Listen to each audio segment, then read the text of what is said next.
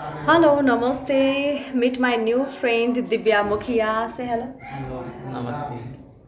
उहाँ हाम्रो रौतहट जिल्ला देवाही गुनाही घर हुनुभएको दिव्या मुखिया उमेरले 26 वर्ष सप्तरङ्गी नेपालमा उपाध्यक्षको जिम्मेवारी सम्हालिरहनु भएको छ र दिव्याजीसँग हामीले चाहिँ यो ओरेकको 2 दिने लैङ्गिक समानता तथा सामाजिक उत्तरदायित्व सम्बन्धी तालिममा आउँदा भेट भएको छ। यो तालिम कस्तो लागिरहेछ तपाईलाई?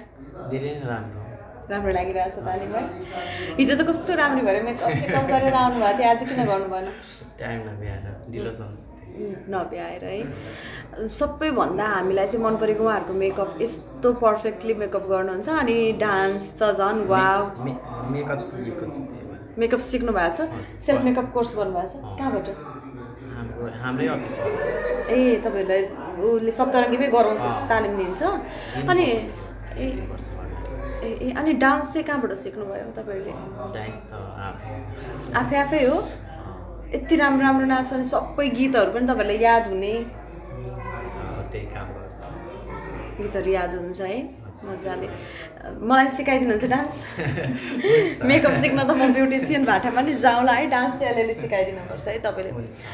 दिव्याजीसँगको पुरा भिडियो इन्टरभ्यू उहाँको जीवन कहानी लिएर म अर्को दिन कुनै दिन आउँछु। प्लिज हामीलाई सपोर्ट गरेर लाइक कमेन्ट र फलो गरिदिनु होला है। Thank you.